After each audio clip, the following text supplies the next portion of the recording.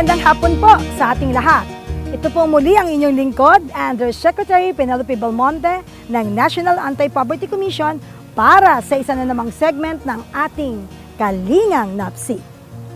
Para po sa ating mga Pilipino, hindi kompleto ang pagkain sa hapagkainan kung walang kanin. Kaya nga usong-uso sa mga karinderya, fast food at iba pang kainan ang ating tinaguriang Only Rice. At ngayon, narito kami sa tinaguriang Rice Granary of the Philippines, ang Nueva Ecija.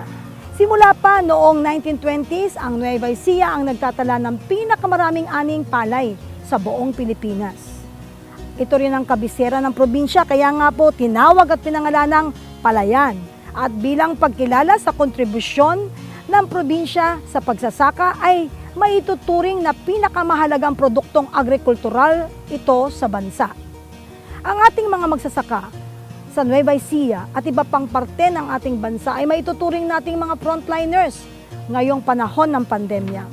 Araw-araw, isinasangla nila ang kanilang kaligtasan para may maihain tayo sa ating mga hapagkainan. Kaya naman para sa episode na ito ng Kalingang Napsi, bibigyan pugay natin ang kanilang mga kontribusyon at sakripisyo. Gayon din ang kanilang mga suliranin at problema na kinakaharap. Tara na po, samahan ninyo kami para sa isa na namang talakayan na may puso at kalinga.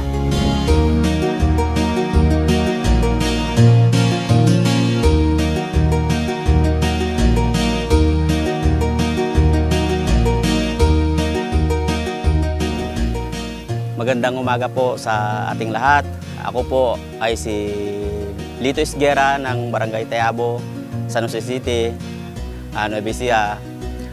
Ako po ay isang lehitimong magsasaka dito sa aming lugar. Nagpapasalamat po kami sa pagkakataon na nandito po si Yusek Penelope Belmonte na napasyal po dito sa lugar namin, na kung saan po nakita niya yung sitwasyon na nangyayari sa aming mga magsasaka. Sa totoo lang po, kaming mga magsasaka, kung minsan nagkakaroon po kami ng mga bagay na pangangailangan, ayuda galing sa gobyerno, dahil sa sitwasyon po gaya nito na nagkakaroon po ng kalamidad, marami po ang hindi nakakaangat, kumbaga nahihirapan, dahil kagaya po rito sa amin, yung mga may maluluwang na saka, kung mayroong mga man na ibibigay ang gobyerno, karamihan sila po ang nakakakuha. Kagaya po namin, mga maliliit lang ang sakahan, mabibilang kung halimbawa may mga isang kalahati hektarya, isang hektarya, kung minsan pinipinitak lang. Halos wala pong natatanggap na ayuda galing sa gobyerno.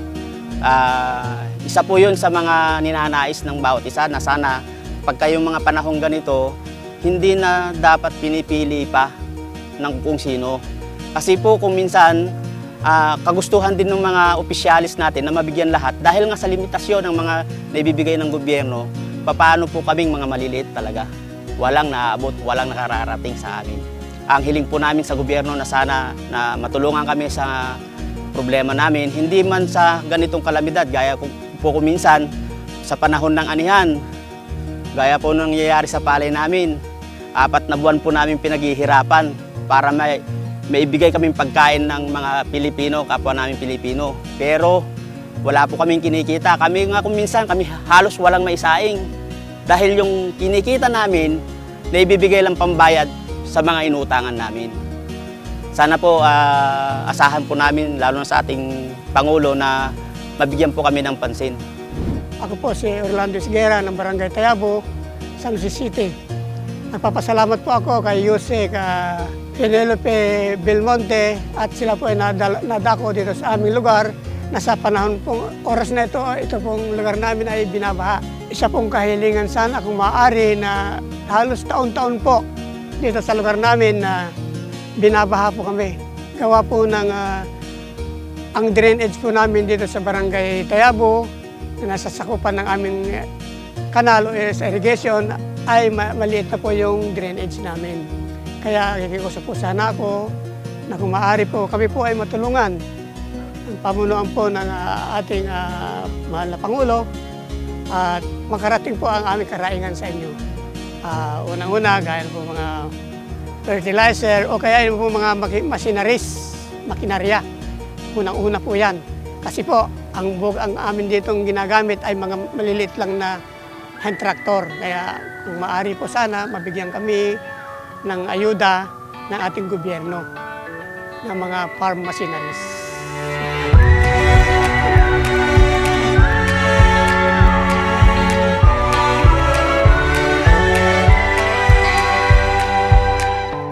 Sa gitna ng banta na nakakahawa at nakamamatay na COVID-19 virus mula pa noong nakaraang taon, tuloy-tuloy pa rin ang paghahatid sa atin ng ating mga pang-araw-araw na pangangailangan ng ating mga magsasaka. Habang paralisado ang maraming mga aktibidad sa loob at labas ng bansa, lalong-lalo na sa Metro Manila at mga karatig na lugar, ay naging patuloy naman ang paghahatid ng bigas, mais, gulay, prutas, karne, at iba pa sa may 14 milyong naninirahan sa kalunsuran. Maituturing nating mga bayani ang ating mga magsasaka ngayong panahon ng pandemya. Sa ilang probinsya, tulad sa Nueva Ecija, may mga magsasakang benepisyaryo ng Agrarian Reform Program, ang libreng namahagi ng kanilang mga aning bigas bilang ayuda sa mga mahihirap at nagugutom sa probinsya. So ako po si Jepoy Edgardo Villamante po mula po sa City Agriculture Office. Una po, nagpapasalamat po kami sa pagbisita po ng ating Under-USEC Secretary, Ma'am Penelope Belmonte, na amin po nakapanayam ngayon, kasama po ng aming mga Farmers Association. So amin po pasasalamat na yung iba pong mga kanilang mga pangangailangan po ay kanyang kinuha at sana nga po ito ay matugunan po dahil ito po yung mga kanilang ninanais upang magpatuloy po ang kanilang mga gawain na kung saan ito po yung magpapabilis, magpapayaman ng kanilang mga gawain at mas lalo po magiging produktibo. Makikita po dito na tayo po dito sa gobyerno ay tuloy-tuloy pong tumutugon sa mga pangangailangan ng ating magsasaka at hindi lamang po yun, pati po ang kanilang mga may bahay, mga anak ay nai-involve po natin at lalo po natin ma-reach po natin, tinatawag po natin na food security sa ating bansa. At yun lamang po, maraming salamat po.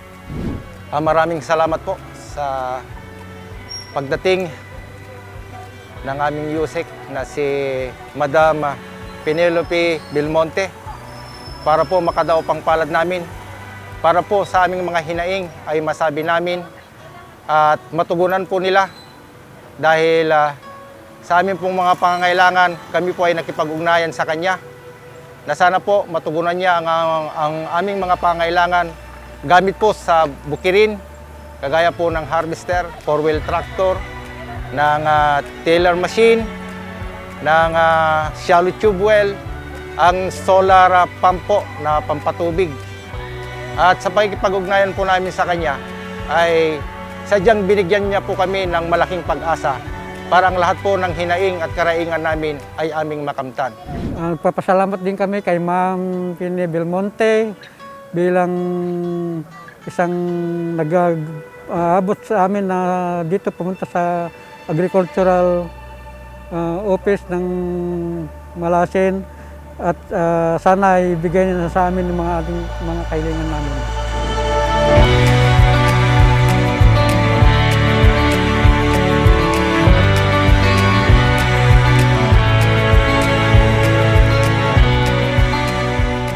Ito ay bilang pakikiisa sa panawagan ng ating gobyerno na pagtutulungan at pagkakaisa sa panahon ng pandemya at krisis sa ilalim ng programang Bayanihan to Heal as One.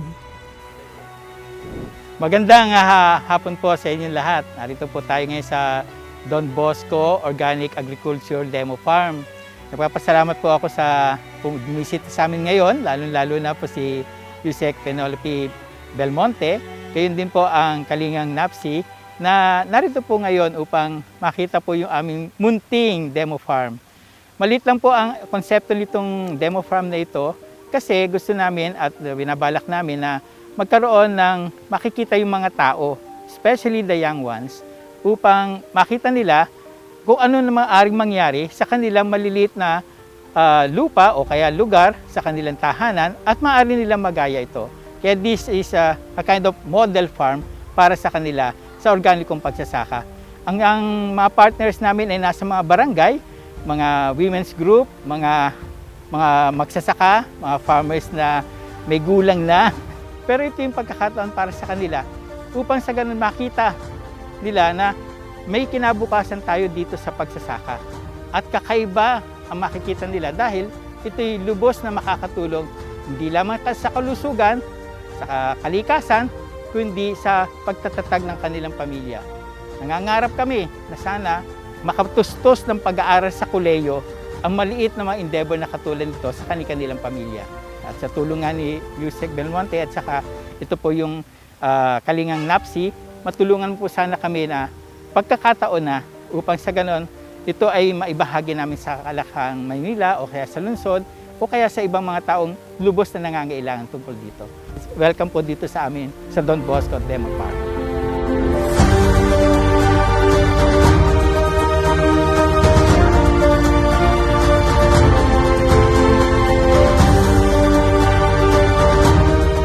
Subalit, nagdulot din ng problema sa ating mga magsasaka ang pagpapatupad ng mga restriksyon sa bansa upang pigilan ang mga pagkalat ng virus. Isa na dito ang pagkakaantala ng paghahatid ng mga produktong agrikultural mula sa sakahan patungo sa mga pamilihan. Sa ilang kaso, nag-inisyatiba ang local government units, non-government organizations at pribadong sektor na bilhin ang mga ani bilang bahagi ng ayuda sa mga lugar na napasailalim sa Enhanced Community Quarantine o di kaya ay tulungan na makarating ang mga produktong agrikultural sa mga pamilihan. Halimbawa po dito ang buyback, purchase, repack, and distribute scheme ng tulad po sa Davao City at ang Memorandum of Agreement sa pagitan ng Quezon Province at Las Piñas City. Subalit, may mga hindi mapalad tayong magsasaka na paluging ipinagbili na lamang ang kanilang mga produkto. Kabilang na dito ang magsasaka ng bigas na lubhang bumaba ang presyo nitong mga nakaraang buwan. Mayroon ding mga hindi na naipagbili ang kanilang mga ani na nabulok na lamang.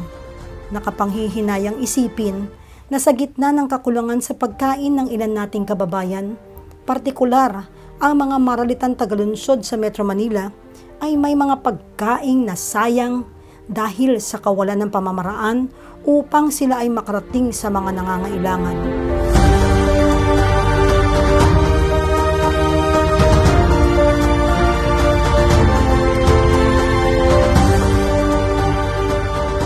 Ang hindi pagkakabili ng mga produkto ng mga maliliit at mahihirap na magsasaka ay inaasahang higit na maglulugmok sa kanila sa kahirapan. Bago pa man ang pandemya, 3 sa 4 na mahihirap sa bansa ang nasa kanayunan at nakasalalay lamang sa lupa ang kanilang mga kabuhayan. Sinasabing ang pangunahing sanhi ng kahirapan ng ating mga magsasaka ay ang mababang produksyon ng sanhi naman ng kawalan ng suportang pinansyal, teknikal, infrastruktura at pasilidad. Gayon din po ang paulit-ulit na pananalasa ng mga kalamidad at mga sakuna. Eduardo Mora, Sectoral Representative ng Farmer Sector. Maraming salamat sa programa ni Undersecretary Peñalope Belmonte para maipanawagan namin ang aming problema sa gobyerno at sa publiko. Ang pangunahing problema na magkasaka ay ang una, ang kawalan at kakulangan sa lupa.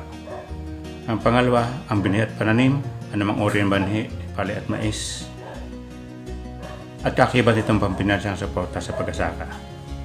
At ang pangatlo ay mababang halaga ng produkto agrikultural at mataas ang bilihing pang-araw-araw. Sa magsasaka, kung walang kapital ang isang magsasaka, obligado itong mangutang sa kumprada o sa personero na pinagbibinta ng aming produktong palay at mais at iba pa ng produktong kapital para sa binhi.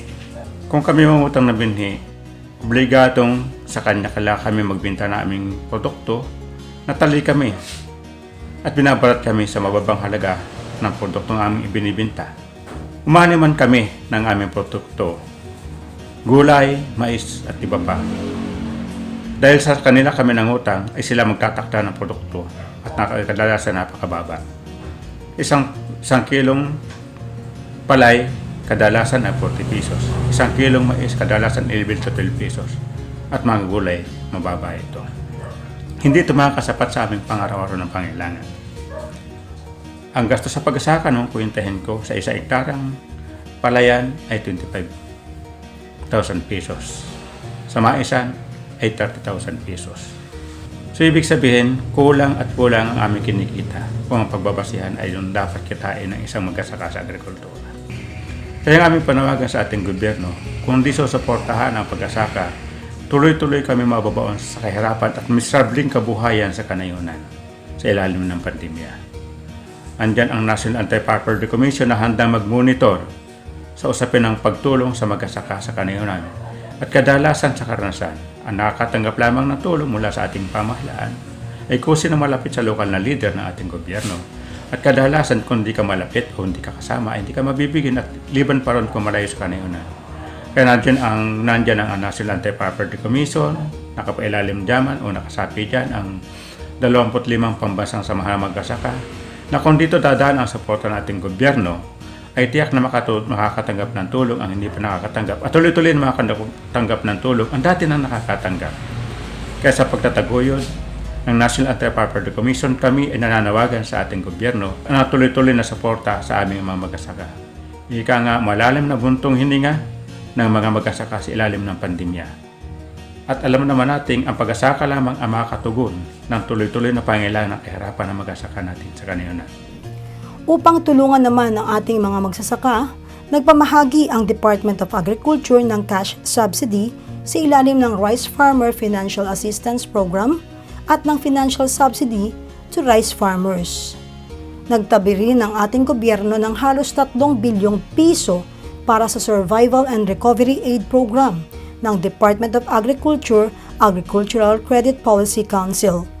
At sa ilalim po nito, makakautang ang ating maliliit na magsasaka at mangingisda ng hanggang 25,000 piso nang walang kasamang interes.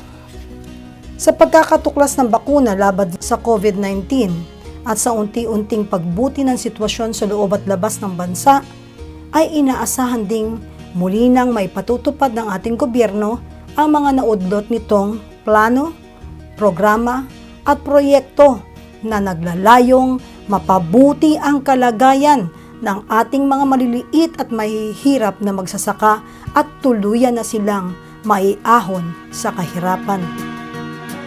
Halos lahat ay nagtatanong doon sa aming bayan, sa gitnang kanluran na aking pinagmulan.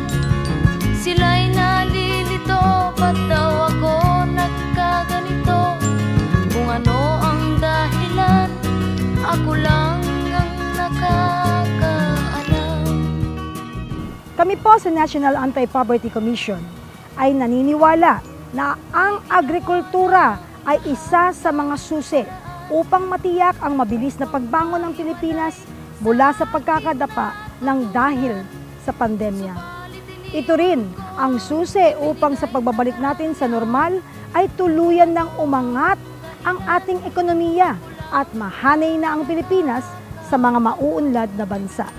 Muli maraming salamat sa inyong pagsubaybay at pagsuporta sa Paaralang Bayan at ang segment ng Kalingang Napsi. At sa ngalan po ng aming butihing kalihim, Secretary Noel Falongco, Undersecretary Paterno Ruiz, ako po si Penny Belmonte na laging nagpapaalala na ang laban sa kahirapan ay laban ng buong sambayanan. At sa panahon ng pandemya, mas lalo nating ipakita, ipadama at ihatid ang Kalingang Napsi. Kaya ngayon ako'y narito upang ipaalam na di ako nagkamali.